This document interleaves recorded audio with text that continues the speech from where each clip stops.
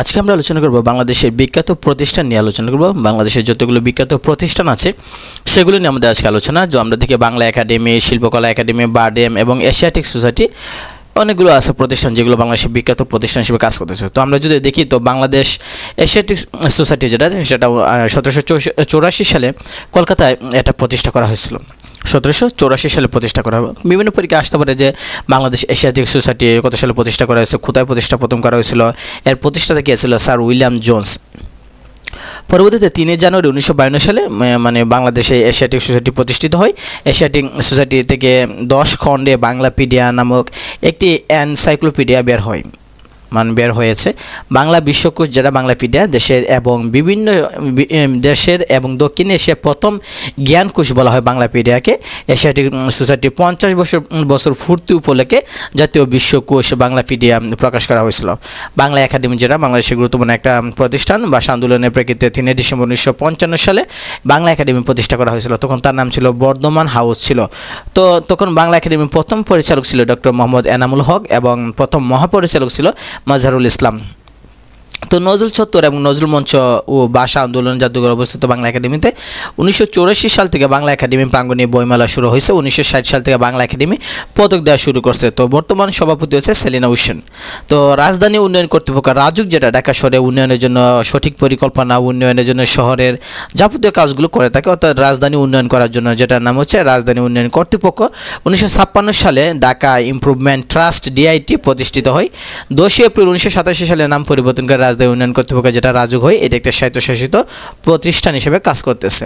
তো আরেকটা আছে বারডেম, যেটা বারডেম হচ্ছে BIRDEM, সেটা হচ্ছে Bangladesh institute of research and rehabilitation in diabetes, endocrine and metabolic disorders, অর্থাৎ বারডেম হিসেবে কাজ করতেছে। এখানে প্রতিষ্ঠিত হয়েছিল 28 এপ্রিল 1956 সালে পাকিস্তান ডায়াবেটিস সমিতি নামে। এর প্রতিষ্ঠাতা ছিল ডক্টর মোহাম্মদ ইব্রাহিম। এটি এশিয়ার সবচেয়ে বড় ডায়াবেটিস হাসপাতাল। আমরা জানি এটি ঢাকা শহরের শাহবাগে অবস্থিত।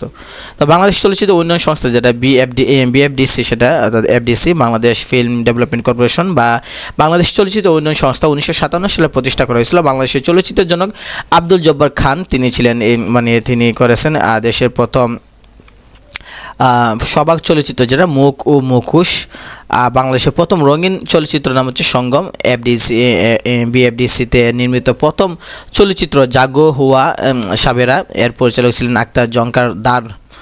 তো ব্রাক হচ্ছে ব্রাক বিশ্বের বৃহত্তম বেসরকারি উন্নয়ন সংস্থা। BRAC Bangladesh Rural Advancement Committee, ব্রাকের পূর্ণ নাম। 1972 সালে প্রতিষ্ঠা করা হয়।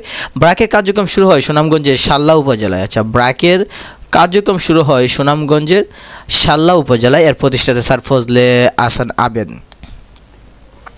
বাংলাদেশ পরমাণু শক্তি কমিশন যেটা 1973 সালে বাংলাদেশ আণবিক শক্তি কমিশন প্রতিষ্ঠিত হয়। 1988 সালে এর নাম পরিবর্তন করে বাংলাদেশ পরমাণু শক্তি কমিশন করা হয়। রূপপুর পারমাণবিক বিদ্যুৎ প্রকল্প অবস্থিত পাবনার ঈশ্বরদীতে। আর বাংলাদেশের পরমাণু চিকিৎসা কেন্দ্র আছে 15টি। আর পরমাণু চিকিৎসা ইনস্টিটিউট আছে একটা। পরমাণু চিকিৎসা ইনস্টিটিউট অবস্থিত বঙ্গবন্ধু শেখ মুজিবুর রহমান মেডিকেল বিশ্ববিদ্যালয়ে।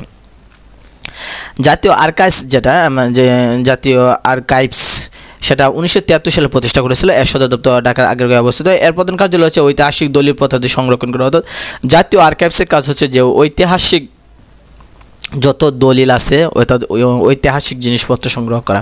শিল্পকলা একাডেমি 1974 সালে প্রতিষ্ঠা করা হয়েছিল। ঢাকা সেগুনবাগিচায় শিল্পকলা একাডেমি প্রতিষ্ঠা করা হয়। গ্রামীণ ব্যাংক প্রতিষ্ঠা করে ডক্টর মোহাম্মদ ইউনূস। 1976 সালে গ্রামীণ ব্যাংক একটি প্রকল্প হিসেবে চট্টগ্রামের জুবরা গ্রামে প্রাথমিক কার্যক্রম শুরু হয়। 1983 সালে গ্রামীণ ব্যাংক আনুষ্ঠানিকভাবে প্রতিষ্ঠিত হয়। এটি বর্তমানে বিশ্বের সর্বোচ্চ ক্ষুদ্র ঋণ দানকারী একটা সংস্থা। গ্রামীণ ব্যাংকের অনুরূপ মডেল রয়েছে বিশ্বের প্রায় 60টি দেশে। প্রথম শুরু হয়েছে মার্কিন যুক্তরাষ্ট্রের ক্যালিফোর্নিয়া রাজ্যের লস অ্যাঞ্জেলে। বাংলাদেশের এই প্রতিষ্ঠানটি মাইক্রো ক্রেডিট সম্মেলনের অন্যতম উদ্যোক্তা। 2006 সালে গ্রামীণ ব্যাংক ও এর প্রতিষ্ঠাতা ডক্টর মোহাম্মদ ইউনূস যৌথভাবে শান্তিতে নোবেল পুরস্কার লাভ করেছিলেন। শিশু একাডেমি যেটা সেটা হচ্ছে 15 জুলাই 1977 সালে হাইকোর্ট প্রাঙ্গণে শিশু একাডেমির ভিত্তি স্তর করা হয়। পরবর্তীতে 1978 সালে শিশুদের প্রতিভা স্বীকৃতি দানের উদ্দেশ্যে শিশু একাডেমি জাতীয় শিশু কিশোর প্রতিযোগিতা প্রবর্তন করা হয়। বাংলাদেশ ক্রীড়া শিক্ষা প্রতিষ্ঠান BKSP ঢাকার অদূরে সাভারে জিরানিতে এর অবস্থান। খেলাধুলা মান উন্নয়ন করার লক্ষ্যে 1976 সালে Bangladesh institute of sports BIS নামে প্রকল্পের কাজ শুরু করেন। 14 এপ্রিল 1986 সালে আনুষ্ঠানিকভাবে উদ্বোধন করা হয়। তখন এর নাম রাখা হয় বাংলাদেশ ক্রীড়া শিক্ষা প্রতিষ্ঠান।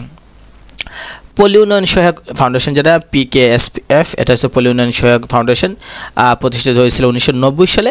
এটি দরিদ্রদের জন্য 0.50 একর জমি মালিকানা পর্যন্ত এবং বিত্তহীন জনগোষ্ঠী ক্ষুদ্র ঋণ প্রদান করে আসছে।